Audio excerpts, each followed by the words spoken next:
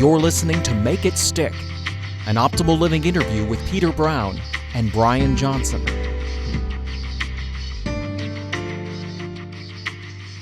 Hi, this is Brian. Welcome back to the Optimal Living interview series. Today I'm thrilled to be chatting with Peter Brown. Peter is the co-author of a great book called Make It Stick, The Science of Successful Learning. Peter is a storyteller and a novelist who partnered with two of the world's leading cognitive scientists who have studied learning and discovered what the true science of successful learning is, which is often counterintuitive to what we think is effective learning. I'm really excited to chat. Peter, I appreciate you taking the time, and I look forward to exploring. I'm excited to be here, Brian. Thank you. All right, so let's start at the top. I always like to talk about the name of the book, Make It Stick. What did that mean for you before we jump into some of the details? Well, Make It Stick is, I guess, how you want to go about learning something new effectively and efficiently so that you don't have to keep relearning it. It's encounter the new material or the new skill and do the things to possess that in a way in which you can bring it up anytime you need it and apply it successfully. Love it. And one of the big points throughout the book is that a lot of the things we think work don't work. We'll get into the details of some of those, but can you talk to us about that on a high level?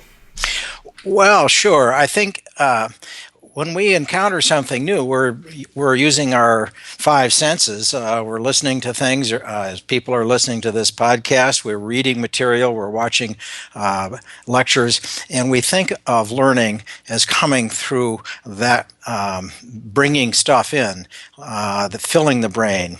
And it turns out that really the learning happens when we try to get new information or new skills out of the brain. And I can explain that more, but I think that's a fundamental issue that 84% of college students' principal study strategy is rereading notes and underlining text and reviewing that material, and that's largely wasted effort. It turns out there are far more effective ways to lock in that learning and become versatile in applying it later.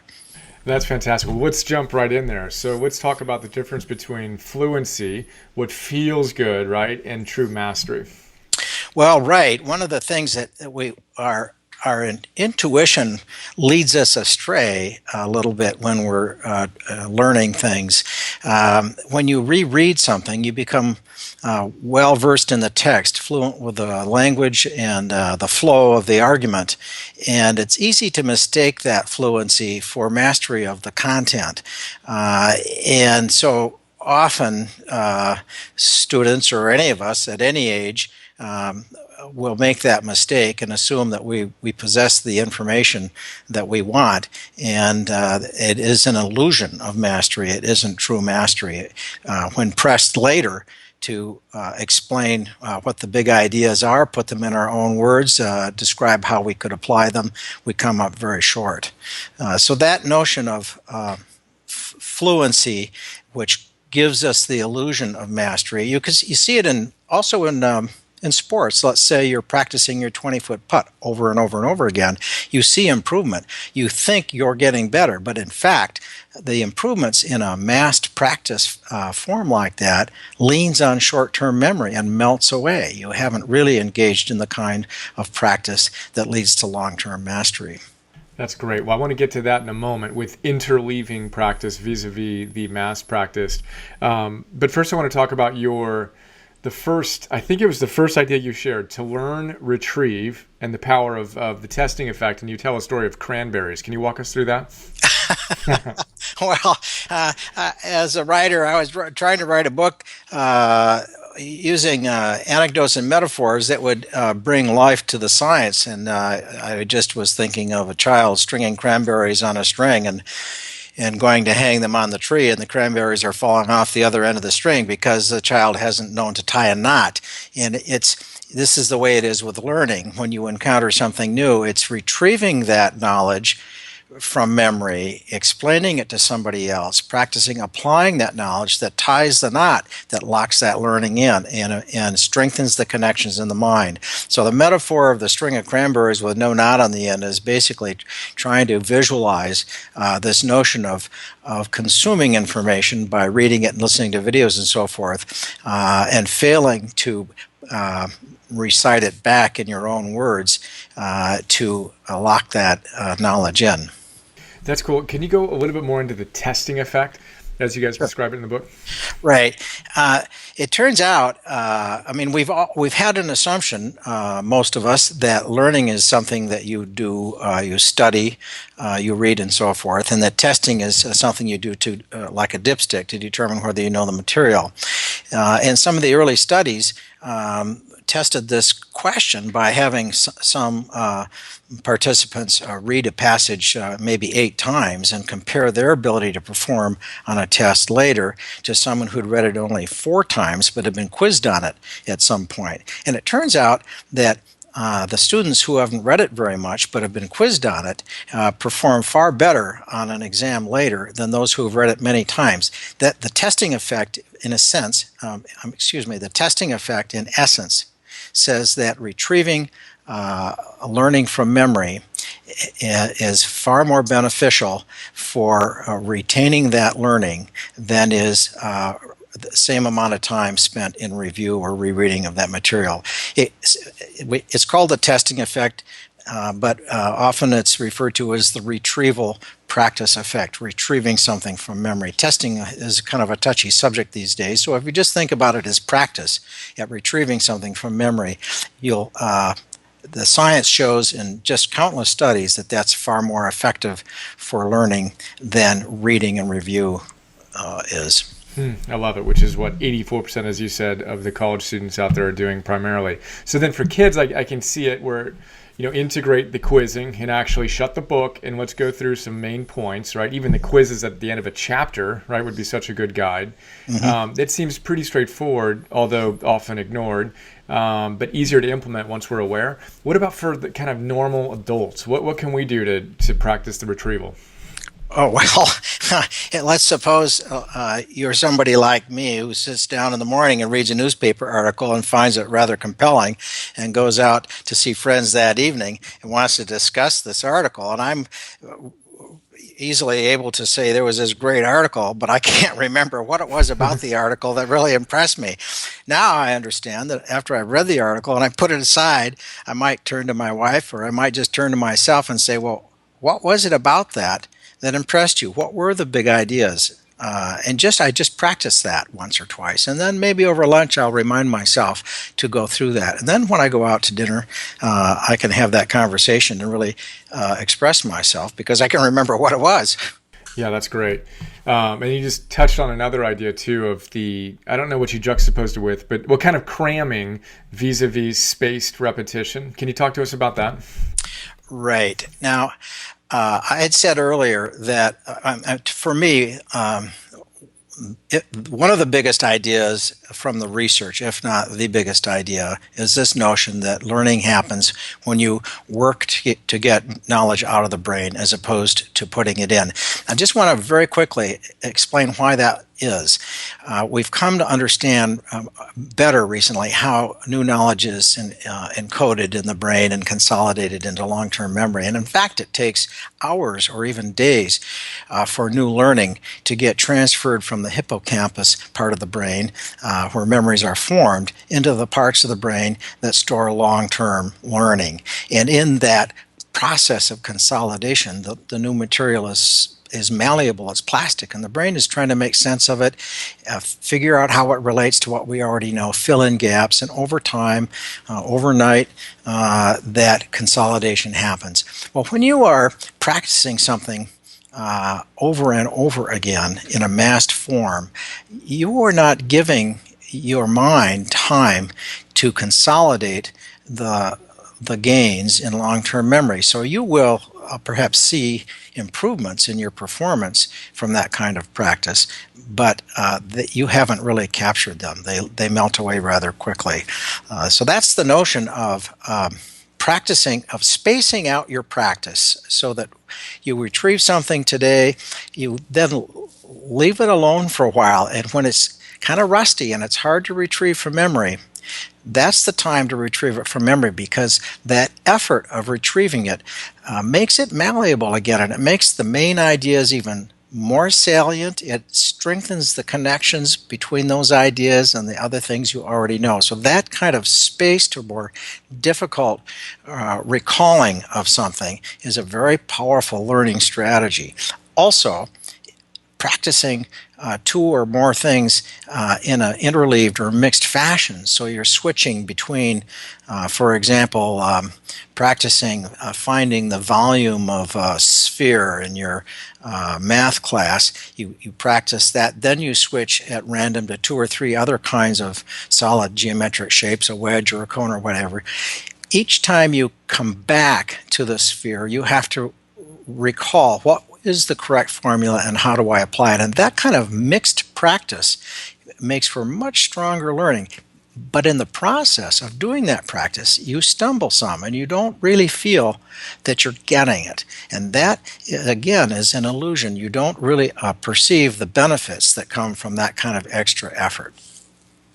Yeah, that's fantastic. And just as you described it, just looking into my own process of distilling different books and the beauty and power of having to come back to it, and creating that spaced repetition a little more than I'm doing right now. And as you say, think about the long view, and our feelings aren't always necessarily the best indicators of whether we're actually learning or not. Disfluency again and again and again. On that note, talk to us about interleaving, which is similar to what you just said with the math equations and concepts. But tell us about the study about curveballs. I thought that was just fascinating. This is a great study that was done with the Cal Poly baseball team in San Luis Obispo. They were good players, but they wanted to bring up their batting. And so they agreed to be a part of a study where half the team would practice curveballs and fastballs and change-ups in a sequenced fashion. So they practice hitting 45 pitches. They'd do 15 curveballs, then they'd practice 15 change-ups, and then they'd practice 15 fastballs. So they could really focus on nailing each of those pitches, if you will. And they did that over a number of weeks. I don't remember how many weeks it was in the study.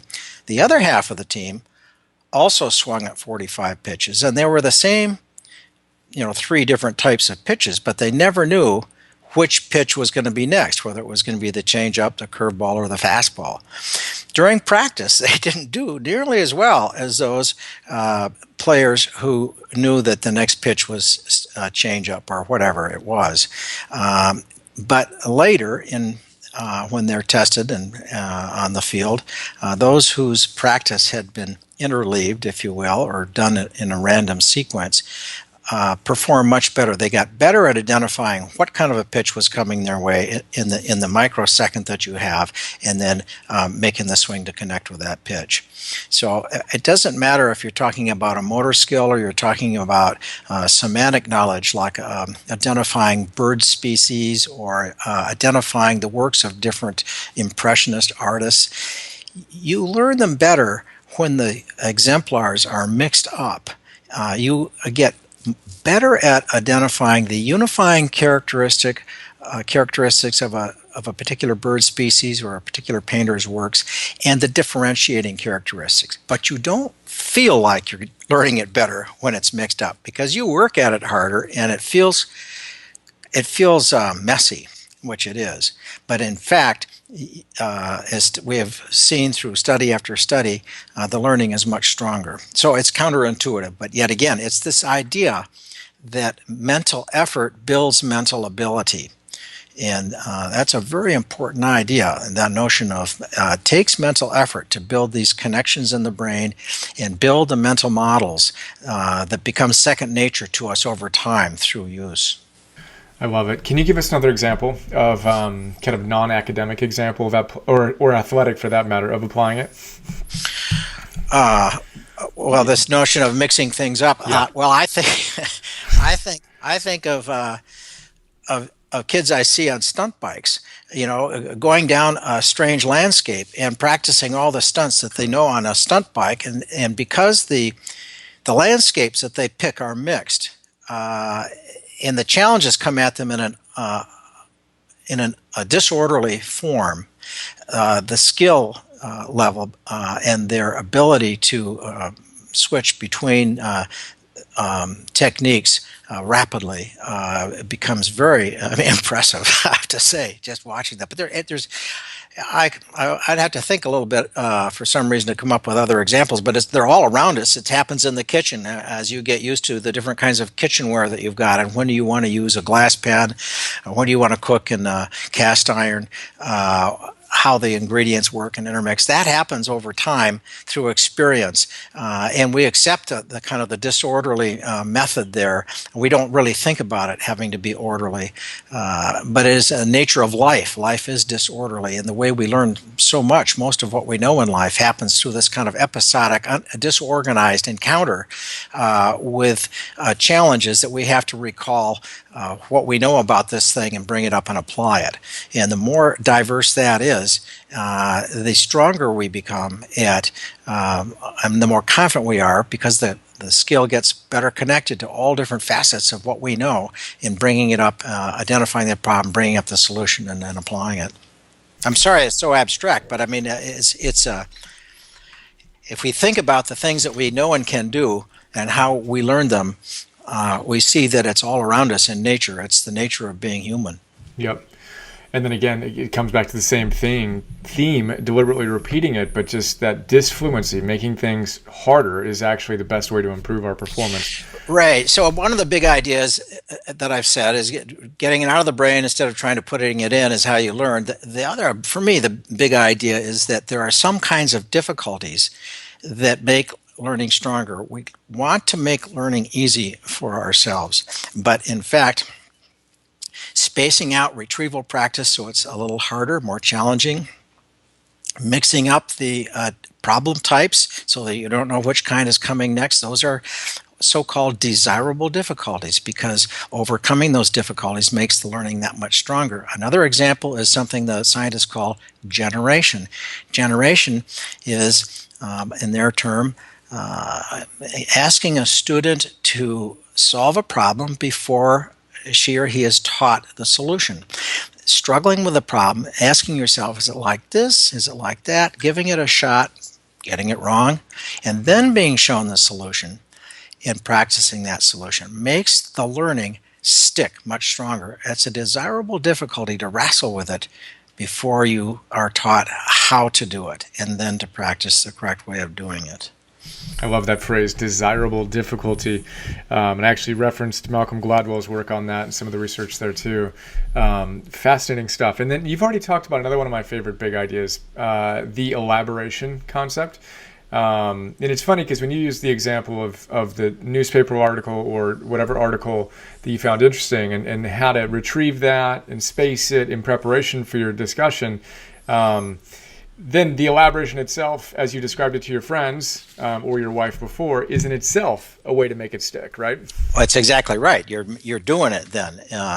I'm reminded of a medical student named Michael Young who had gotten himself into Georgia Regents Medical School after a hiatus. He'd graduated from college with a master's degree in clinical psychology and then decided he really wished he'd gone to medical school. So he went and got into medical school. He was a very hardworking, persistent guy, but when he got his first midterms back, they weren't where they needed to be. And I talked to them. He said, I didn't want just anybody's opinion of what worked for studying. I wanted to know if there was any empirical literature. And he found my brother-in-law, Roddy Roediger, and who's one of my two co-authors in this book, and they are the science behind much of what we wrote about, not all of it for sure. And so Michael Young started doing retrieval practice on these huge stacks of slides he would get from his medical school classes. And he would only make it down about a third of the way through a slide before he had to cover it back up and retrieve that part from memory. But then he would elaborate on it. He would ask himself, where in the body is this? And how does this relate to what I know? And then he'd go on through. He brought himself up from the bottom of his class to the top of his class. By the end of his first year, he stayed there through medical school. His professors had him tutoring other students in how to apply this kind of retrieval and elaboration as a learning strategy to get on top of this huge volume of learning that a person needs to accomplish in medical school. That's really inspiring. I just had the idea is pretty obvious with this podcast and all the other work that I do, and anyone reading your book. It's close it and think about, well, what's the most important thing you've learned so far, or the thing that you found most interesting. How would you describe that to yourself? Describe it to somebody else. And then even as my son is only 3.5 years old, so he's not in this phase, but just imagining the parent deliberately asking their kid, okay, explain it to me. Like, I'm 5 years old, explain this to me so I understand it. And that being, I think it's great. And even if the child doesn't have a good explanation, struggling with that and then teaching the child what the correct answer is a very effective way of making that learning stick. I'm reminded of a professor of biology at the University of Washington in Seattle, Dr. Mary Pat Wenderoth. She'd followed the science of learning, and I went out and talked with her as part of writing this book. She'll be lecturing to her class, and she'll pause after 5 minutes, and she'll ask a question on the topic, and the students will turn to their notes. And Dr. Wenderoth says, put your notes aside and imagine that your mind is a forest, and the answer is in there somewhere. The more times you make a path to find it, the stronger that path will be. That's the kind of simple metaphor that really brings alive this notion of going into your mind and finding the answer and bringing it forth. I love it.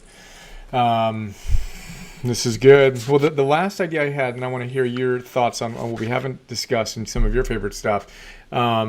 You use the kind of the phrase, whether you think you can or you think you can't, you're right, a number of times throughout the book. And you say there's a lot of wisdom in that wit. Can you talk to us about that? Well, this comes to us from work by Dr. Carol Dweck, a psychologist who became curious about why some people become helpless. And Dr. Dweck has come to understand that many of us have what she calls a fixed mindset. We believe that our abilities are fixed at birth by the gift of our genes. The fact is, science is showing us a couple of things. One, we've learned only recently that the brain continues to generate new neurons through most of our life. And two, we're beginning to understand how practice and effort, mental effort, makes new connections in the brain. The axons reach out between neurons, and that practice makes those neurons more powerful by wrapping them in myelination and so forth. The notion is that we have far more ability to affect our intellectual capabilities than we ever thought or realized. And this is a growth mindset, as Dr. Dweck frames it. And that is, our limitations are not set strictly by our genes. That if we pursue tough challenges and persist at them, and when we don't get the results we want, we either try harder or pick a different route and continue forward, that we are building that kind of mental ability. We're building the connections and we're building the mental models that increase our intellectual capabilities. So the notion there is that mental effort builds mental ability. And she has shown through a variety of very powerful studies that when students understand that they have some power over their mental abilities through this kind of persistence, those students will pursue tougher challenges and persist at them longer, and in the end achieve much more. She makes an important point. We need to praise not for achievement, but for effort. When we praise for achievement, the incentive is to pick the challenge we know we're going to master. When we praise for effort, that's like fuel that just helps us go forward. And so that's the notion, really. If you think you can, you probably can. If you think you can't, it's pretty sure you can't. so powerful. I love Carol's research, and I love the way you reflected on it. And she has a story of really embracing challenges, right? And just getting good at loving challenges rather than going for the easy thing. Right. So she says, if you have kids, rub your hands together and say, "This is challenging, great." Yeah. So I've been doing that now. And the other day, a plumber came over and was helping out with something, and he was working underneath. And our son loves to ask questions. And the plumber came out and he said, "Your son asked me." He asked me the most interesting thing. He said, I can't remember the word, was it difficult? Then he comes out and says, "Was it challenging?" Good for him. So funny. He's getting it. That's good. Really good. Just leaning into it. It's such for me, as a kind of continued recovering perfectionist, it's still, and really the fixed mindset, and that's not a fixed process, right? Just continuing to show up and to open into that possibilities. It's been fun for me to very deliberately, explicitly reframe the whole process.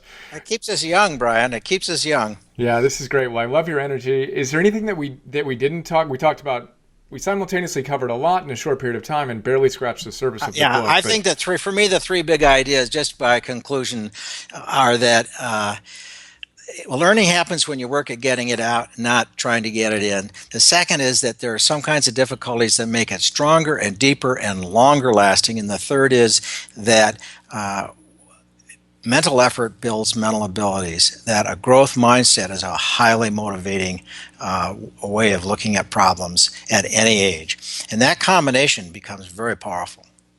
This is wonderful. Peter, thank you so much. I highly recommend the book, Make It Stick. It's hard to imagine someone who this book would not be perfect for. If you have kids, obviously, this is incredibly, obviously important to help them engage in their learning. You'll get a ton out of it. And then just for all of us passionate about optimizing our lives and actualizing our potential, it's just a great resource. So find it wherever you get books. And Peter, thank you so much. Brian, thank you. Hi, this is Brian. A lot of people don't know all the stuff I do beyond these free videos I share on YouTube, so I thought I'd do a quick video to give you an overview of our membership program that you can get access to and get a ton of other stuff. So here's a quick look. $10 a month, join the Optimal Living membership program. You get instant access to 250 philosopher's notes on some of the best optimal living books out there. Old school classics, positive psychology, modern stuff, mindfulness, peak performance, purpose, neuroscience, wealth, etc. And what you may not know is that in addition to the PNTV episodes, I create PDFs on all of these great books. So 6-page PDFs. Let's take a look at one of them. Joseph Campbell. You want to figure out how to live your hero's journey? Well, this is a great place to start. I basically pull out my favorite big ideas, riff on them, connect them to other books and other ideas, and help you apply this wisdom to your life today. That's what the PDF looks like. Again, we have 250 of these on all these different great books. And then I record those PDFs as an MP3. So you can listen to that MP3 while you're on a walk or working out or doing some errands or whatever. That is Philosopher's Notes. A lot going on there. And then in addition to Philosopher's Notes, you get access to Optimal Living classes, Optimal Living 101. Idea here is that all those great teachers come back to the same big ideas again and again and again. I distill those ideas into classes. Super practical, fun, inspiring classes ranging from Habits 101, Confidence 101, Getting Stuff Done 101, Meditation 101, instant access to all those classes. And then future classes include Relationships 101, Energy 101, Purpose 101, Business, Goals, etc. Those are our full-length classes. And then I create micro classes, 2 to 3 to 5 minute little bursts of wisdom on my favorite great ideas from these great books across the domains that you want to optimize in your life. So we have dozens of these so far. I create 50 new micro classes every month and 10 new Philosopher's Notes every month for $10 a month. So we're blessed to have thousands of members who are enjoying the program and sharing some incredibly kind words with us. And super simple, $10 a month, cancel anytime. Would be honored to be a bigger part of your life. And I appreciate your support. And here's to optimizing and actualizing.